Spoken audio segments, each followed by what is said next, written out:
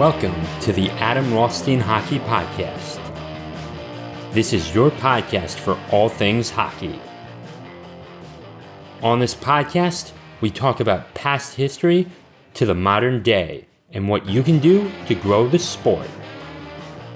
I am your host, Adam Rothstein. All right, let's get to the show.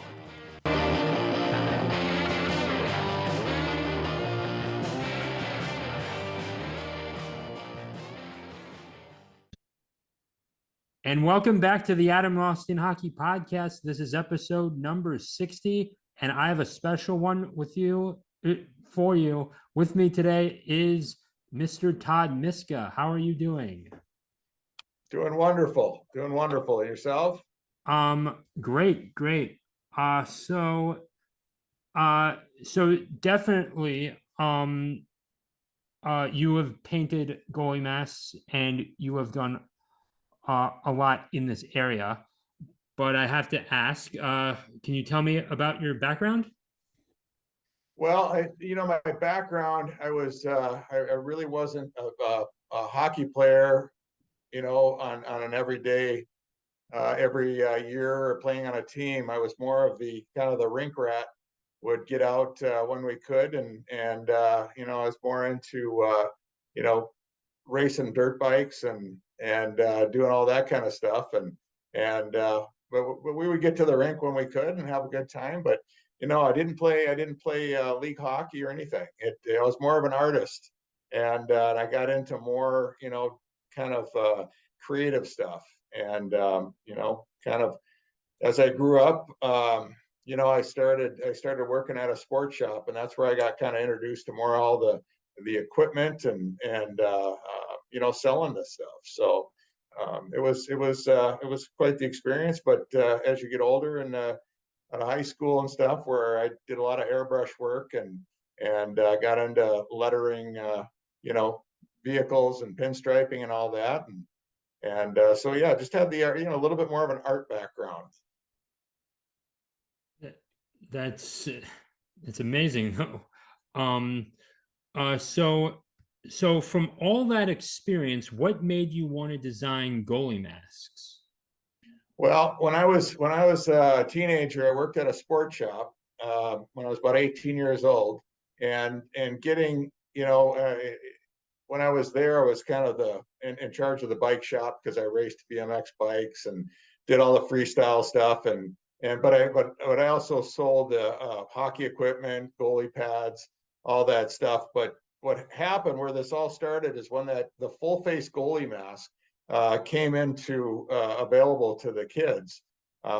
They all of a sudden, those were available, and they were white, and one showed up from Canada, and it was painted. It had a tiger on it, and the goalie actually, it broke the mask quite early, and being disappointed and wondering how he's going to get that tiger on a mask, on a new mask. The sports shop had asked if I'd be able to duplicate the paint job. And so I took the mask and grabbed a new one that they replaced it with, duplicated the paint job on that goalie mask, and once that goalie went to his camp for the spring, 5 more goalies just got new masks, and they wanted their mask painted. So that's when it all started back. I think it was probably 93, 92 actually, maybe. And that's where everybody just kind of went nuts on it. Everybody wanted to get their mask painted. I wasn't even born in 92. I was born in 94. So, yeah. No, I know it. It's crazy that it's been that long ago, but that's when that mask came available, to the public, and everybody was, trying to jump on the bandwagon and switch over, and at that time when you had the different mask makers like Eddie Masks, and then got to know Gary Warwick quite well, and as you were getting your masks out there and painting, and they're showing up on state tournaments and tournaments all over the country, and people see your name, and then all of a sudden, you start getting, the phone starts ringing, and you just enjoy it. 100%. So you've been designing goalie masks for 31 years. Yeah, probably plus that. Yeah, I've done a lot of crazy work out there. And to think, this all started from some face shield in 1930, that it would come to what we have now with guys like Jonathan Quick or Corey Crawford. Um, uh, but more so of Quick, and I'll even throw in Marc-Andre Fleury there. There. Uh, let's see the next question. So what goes into the designs of the masks when planning this out? A lot of the times when a goaltender is going to give me a call, and most of the time they kind of know what they want. It's they'll have their ideas. They'll either have some pictures they'll drop on me, or maybe they'll even do the father son will or daughter will do a little sketch of their mask together and try to create, give me as much detail as they can. And some might come over and they just might give me nothing and just say it's the palette's yours, you go ahead, it's free canvas. And we'll just look at it, and I'll start asking them questions and getting an idea what their pads look like. I just remember we'd look at the gear and try to match it up a little bit, and any tributes that we would do on the back, or there was all kinds of things I would ask them to see if I could get any information so we could make it work. But every time it always came out nice, and we've always had a creative touch to it. Incredible. Let's see. So you receive feedback from the goalies as well. Have you ever had a bad interaction, like for example, a customer comes in, he or she wants a specific design and it just doesn't turn out that way that the customer had in mind? How do you navigate those situations? You know what? I really never had a disappointed customer, which is it's a great thing. But I think doing the research ahead of time, and really understanding what they want, and trying to draw it out, and back in the day, when we started all this, you didn't have the computer graphics and stuff that we have now, and it was drawing it on paper and trying to get that feel of what they're thinking, and seeing their reaction when you express, like, hey, why don't we do this, why don't we do that. They're just excited, and when they get it and they see pictures of it, it's great. But when they see it live, it's even better. It always is better when you see it close up, And but no, I really haven't had anybody that was disappointed or really didn't like it, But I've been fortunate that way. So I think the details in the prep work and making sure that you understand what they're looking for, I think you're going to have a positive outcome all the time. Of course, always.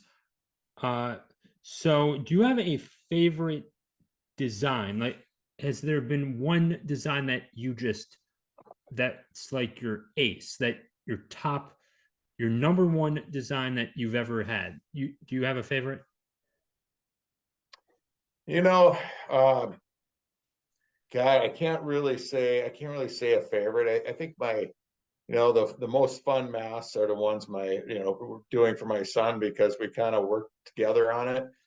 He always knows kind of what he wants, and we just kind of draw it together, or he'll kind of sketch something up and give me some good ideas on it, and it's always more fun designing it with him to see how it's going to look, and I'm going to see it all the time because we're at the games watching. But I think kind of Belfour was it's probably the most exciting time just because, this is Eddie Belfour, right? I mean, he's a legend.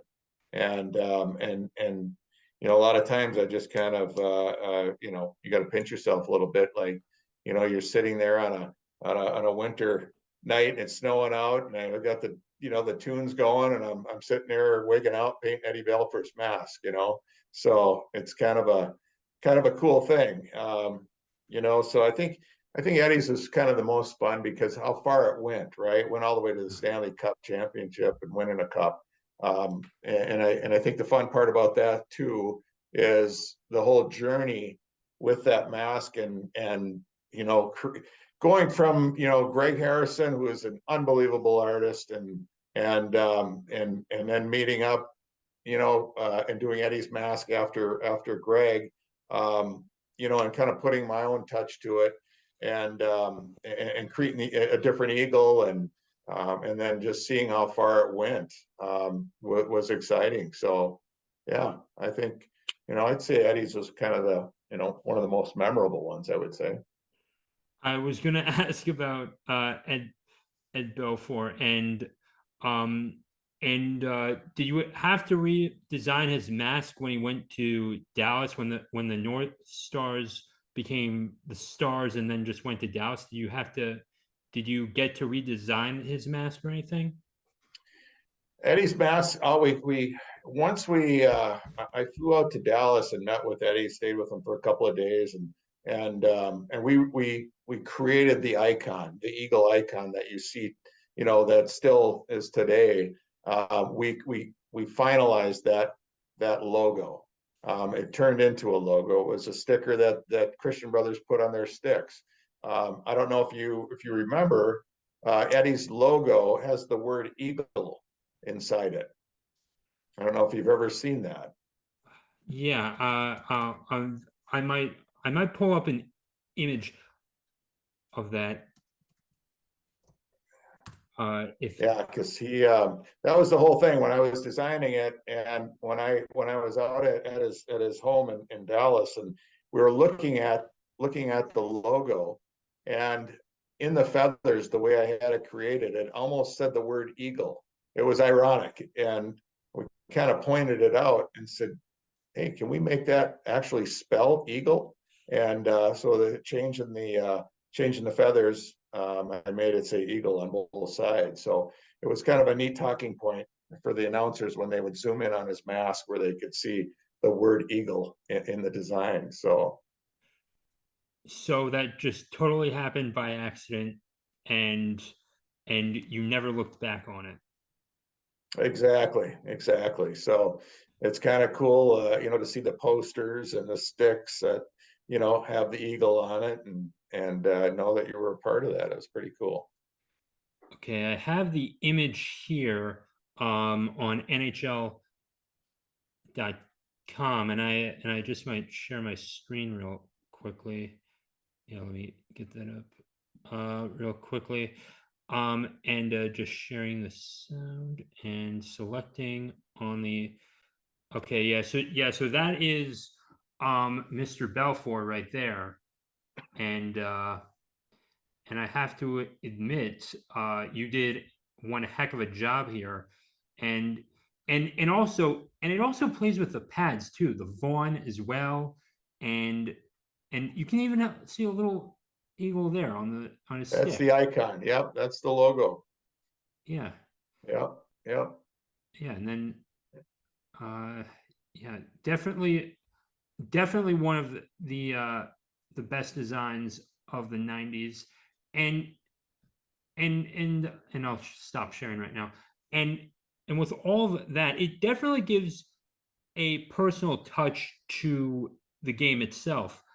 And you don't necessarily see a personal hat or even a personal catcher's mask in baseball. And I think, and that's one area that hockey seems to dominate in is the art. Absolutely. Yeah, it is. Isn't it amazing how, as a goaltender, it's expected to have a design on the mask. You know, high school, college, pro. it's all about the mask. It's like, what's he going to come up with a design? It's such an important part of the gear, and that's what goalies. All goalies are very detailed, and when it comes to the helmet and the gear, the graphics, it's pretty cool to see that. I almost became a goalie, but then it's like can't do a butterfly, but so I played on the wing instead. Uh, Right. um, the so with Ed Belfour, when did you got to design the mask of two women's of both the goalies for the women's national team?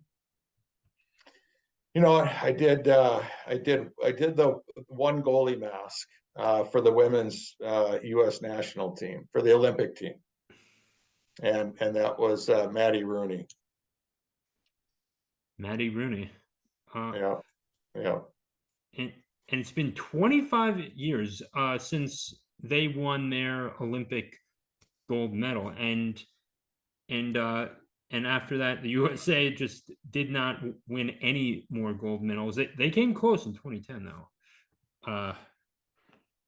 uh, with Ryan Miller. yeah. Well, that you're talking about what, men or women?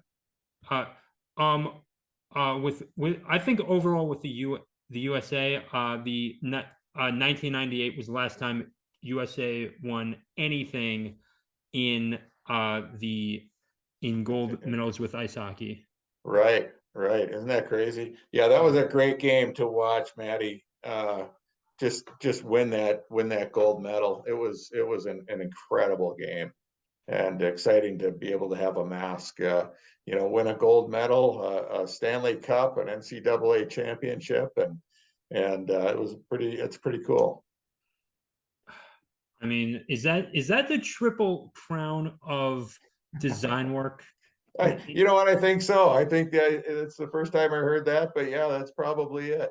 Every goalie mask painter shoots for the triple crown, right? So yeah, and I can say, with my history, what I've started from the beginning of these masks, and and it's funny when you're told you're the godfather, one of the godfathers of mask painting, right? So, but to look back, like we were talking before, is doing the masks for the Mighty Ducks movies. That was a crazy opportunity, and to be able to like I said, see your mass and win a Stanley Cup, a gold medal, an NCAA championship, and then also to have that you know ability to say, I did all the mass in the Mighty Ducks movies. That's some history going back. So Oh, that was a great moment.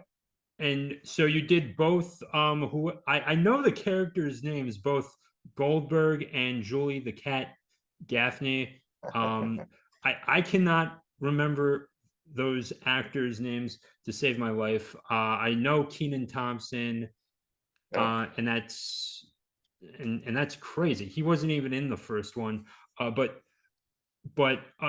you designed both masks for those movies, and for D2, was it only D2 or did you D2 and D3. So oh, so when D2 came into town, they were shooting in Minnesota, and I knew I worked on a lot of other movies. I did worked on movies like Jingle All the Way with Arnold Schwarzenegger, and did some big mural of Captain America in the kids' room, and did a lot of neat stuff in that movie and some other movies in town.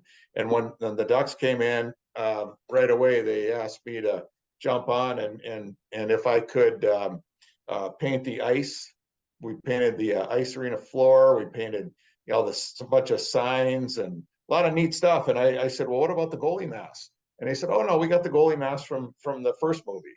And then all of a sudden they come to find out that the prop room never had them. Somebody took the masks and kept them from the first movie. So it was a scramble to duplicate the masks from the first movie.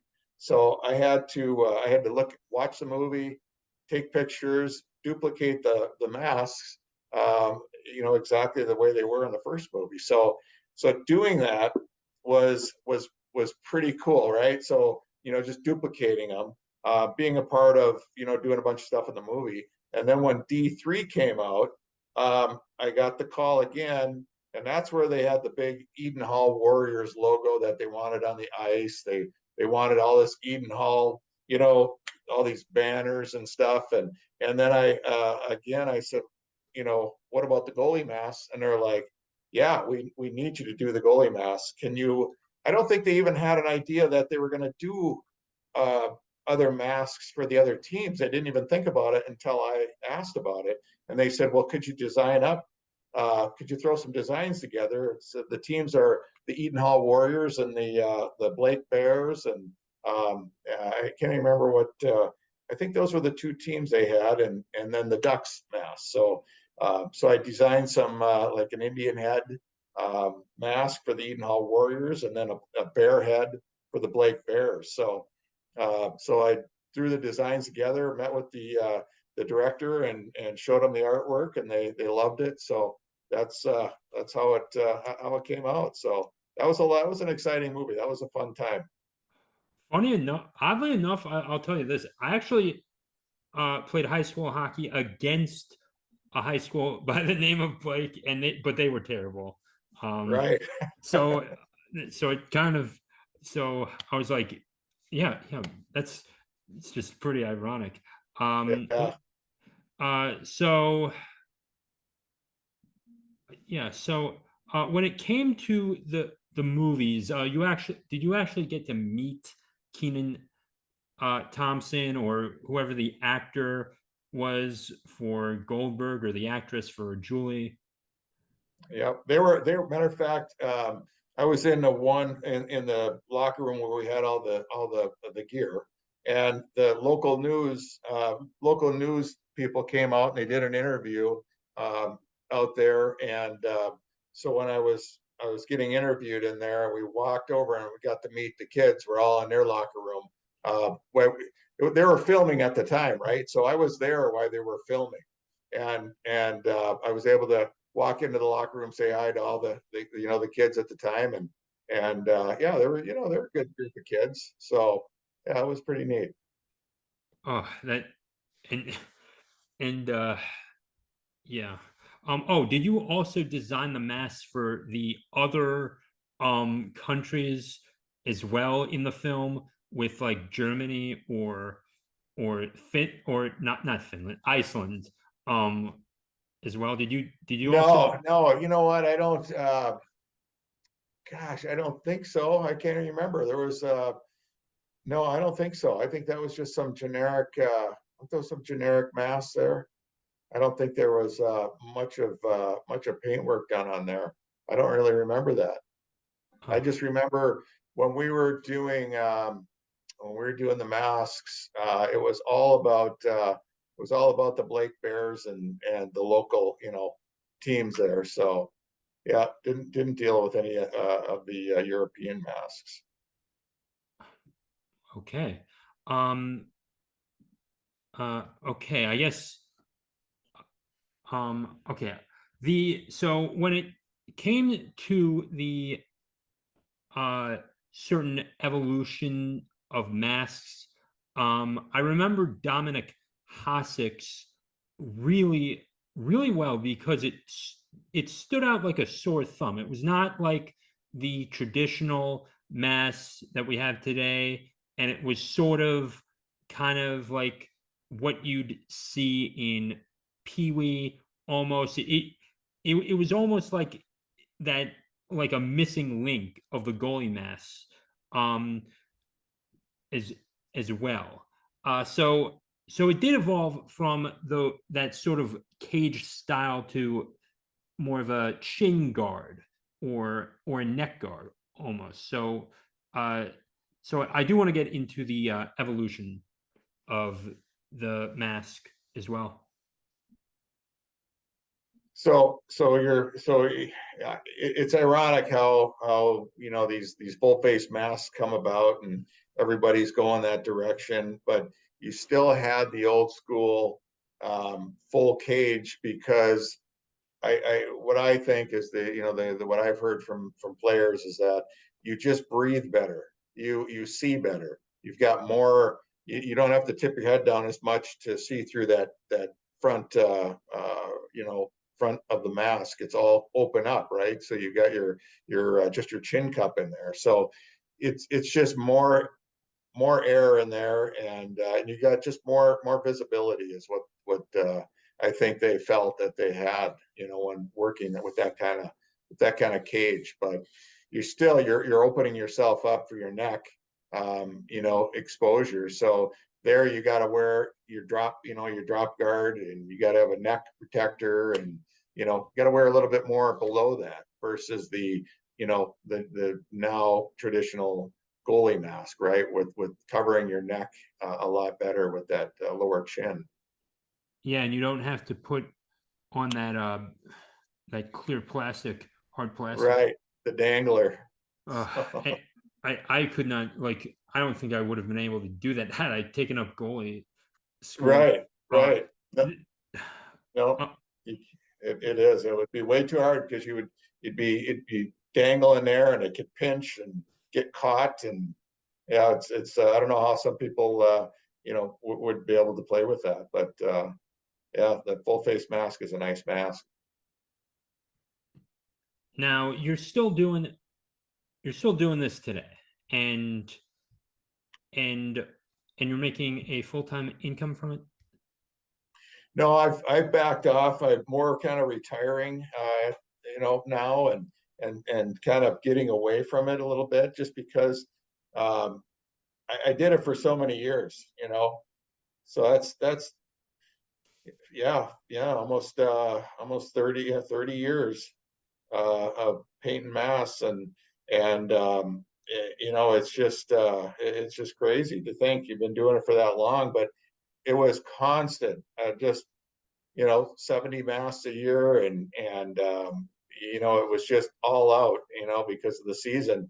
You've got your off time, but right before, 2 months before the season, you're getting everybody's mask. Every college is showing up. Your pro guys that you're dealing with, every college has 6 goalies, because if you're doing the women's team and the men's, you're getting loaded. So you get kind of burnt out after that many years and doing it, and now it's more of just enjoying it, and just doing some selective masks, and enjoying it. So not as much as an income anymore. I've got other sources for that, but it's just more nicer to relax and paint a mask. Of course, and it's a great hobby too. I mean, just painting in general. Uh, Yeah, yeah. how long does it take to produce one of those works in the background? Like, how long does it take from edit boards to actually getting the final product done? Like, for instance, like, let's say this one right here. This was one of the last Avalanche masks that I did for Hunter when he was playing with Colorado, and this was a Manny Fernandez replica on the front, right? Because I did Manny's mask here back in 2001 for the Minnesota Wild, and it was that face on there. And Hunter wanted that face. He wanted to play tribute to Manny, and then because he had got to meet Manny many times and talk to him, and that might be something that inspired him to to really play the position. And then we just then you got the team logo, and then you want to get the mountains in there to represent Colorado, and you've got just the whole face thing. But on the back, you wanted to represent Minnesota, so we have a fish house, on the lake, right? So with that, we just kind of putting that design together, and that in itself, we spend probably 6 hours or so creating that, and then once we get that idea down, And now you can lay everything on the computer. We can build it in the computer and we can see what it's going to look like before we paint it. Before it was just draw it on the mask and match some colors up and hopefully it looks cool. So yeah, you're probably looking at about from design to paint. You're probably 4 days. You know. 4 days. That is it. That's amazing how we can do it so quickly and so accurately now. And you use stuff like Adobe Illustrator and Sketch, right? Yeah, well, what I'll do is I've got Corel Draw, create a lot of stuff in Corel, and pretty much everything in Corel. So it just getting understanding how to use that software and building wireframes of artwork and how to create it and color it and shadow it on the computer. You basically learn how to paint on the computer, and once you can do that, it's endless because it just is that much nicer because when you show a customer that, hey, this is what it's going to look like, that's pretty much what it's going to look like. So you're not wasting your time because sometimes you might do something and they go, that color just ain't right. Can you change it? It just didn't look as good as I thought it would, as far as the colors go, or the position. A lot of times when we're doing something, you might want to take and do one side, right? And just see how that one side. Matter of fact, that's how I would paint masks. I would do one side first and make sure everything is right on, and then I'll duplicate the other side. If one side was different from the other. If one side was different than the other, or yeah. Well, if a lot of times you're duplicating the mass, right? You're mimicking what's on one side to the other, or if it's different on the other side, then that's okay because if you got the one side good, great. If they're happy with that, then turn the other, and then it's different artwork. So you can change it as you go, but chances are it's gonna look good. Of course. So you've designed, you didn't design Mike Smith's mask. I see an Arizona mask behind you.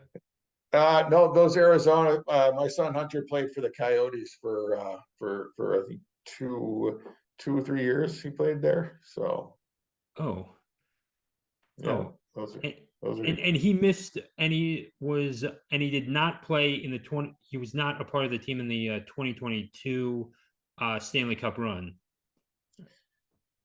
That would be for the Colorado Avalanche. He Yeah, was.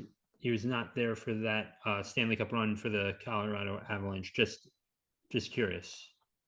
No, he was on the farm team. He was on the Colorado Eagles for the Avalanche when they won the Okay. cup. Right. So yeah, so let me get to the ad I'm sorry, to the advertisement real quickly. So definitely if you're liking this, please head over to my Substack, rothsteina.substack.com, and for $5 a month, you get bonus episodes. You get paid newsletters and videos as well. You can also sign up for free, and and also still get at least one article a week. But I still recommend the $5 all for all you listeners out there on Spotify, Apple, or wherever you may be listening. All right, have to get back to the show. All right, so with all these designs, you could definitely teach someone how to do it. You can try.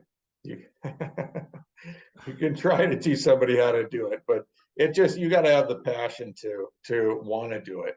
As far as painting masks, it's not, it really does take time. I guess I realize how long I've been doing it, and it just gets, every year just would get more fun because you just get a little better and a little faster. And your ideas are a lot, quicker when you're deciding to do things, because you've done so many different designs that it's easy to come up with a new concept and an idea when you're doing it.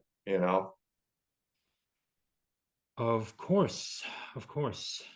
Um, is there anything you wanted to add? Is there any do you have a website that people can check out?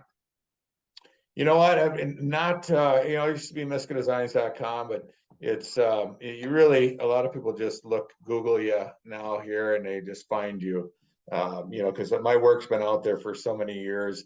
I don't look for, the, more work.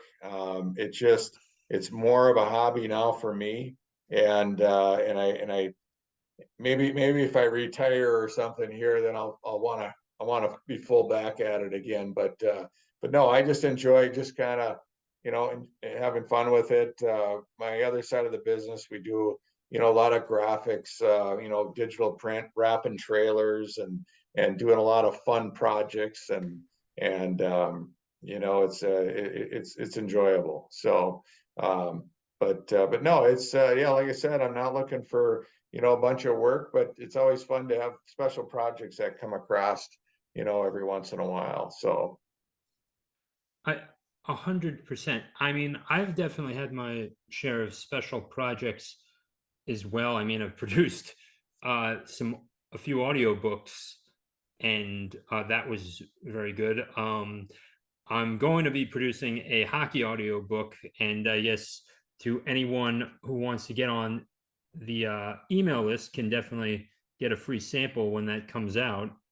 Uh, when you which it will, and hopefully I get it done by this summer. But I think the passion projects, it connects you to the sport you're talking about, whether it's you're doing painting for basketball or hockey. It definitely does connect you to the game, because you have to be in a certain mindset, right? you do, and I'll tell you, a lot of times when I am painting, um, you'll procrastinate a little bit, because you know what you want to do on the mask, but you got to be in the right mood. There'll be times where I'll put a mask off for a week and just not really touch it, or there's too many things going on, and you just got to be in the right frame of mind, because once you start, you can't stop. So I remember the nights when my son was playing, in junior college, or juniors up in Penticton, British Columbia, and I remember sitting in my paint room, and having the games on. I'd sit and watch his game while I'm sitting there painting, either a mask for some pro guy, or a college team or something, and it's just, you paint for hours. Once you get going, you just don't stop, and next thing you know, it's 3 o'clock in the morning, and you keep going, because it's fun once you get all that paint moving, and there's no stopping. So yeah, it's one of those things, is that you got to be in the right frame of mind. Now, this interview would not be complete if I didn't thank Ken Madden and ask you about your work with him. Well, I don't know if Ken's ever told you any stories, but I remember when he came and started working with me, and um, Ken is a very, very talented individual that can do a lot of different things, and I know Ken will joke, when we were chatting last, and he had brought up, remember the first time I did a mask for you, and you told me to wipe it all off and start over. So he always loved to point that one out. But I was very picky on what I wanted on masks, and but Ken was very creative. So like he said, that was very humbling, and he jumped back in and just started cranking and coming up with some really fun stuff. So no, it's that's a fun thing about this business. You meet some very talented people, and Ken Madden can create a lot of cool stuff. I met him through Jason Stapleton's Nomad Network. Jason Stapleton is a great guy. He helps small business owners, go from 0 to 1, and I guess 1 to 10,000 a month. He's very good at that. Very good as a mentor to both me and Ken, but I'm not nearly as along as Ken is, but Ken has definitely taught me a lot as well, and he's certainly been a big supporter of mine and what I'm doing here. So I thank him. So special shout out to him. All right. Anything else you want to discuss before I end this segment? No, I hope you got, what everything I could help you with. And like I said, it's always a good story of how artwork is created and how it's seen out there and in the spotlight with, thousands and thousands of people, seeing, the art you've created and how it's represented and talked about. So, no, I hope all is well, and this goes, it's a good story for you. And if there's anything else you need or any other questions, you let me know. 100%.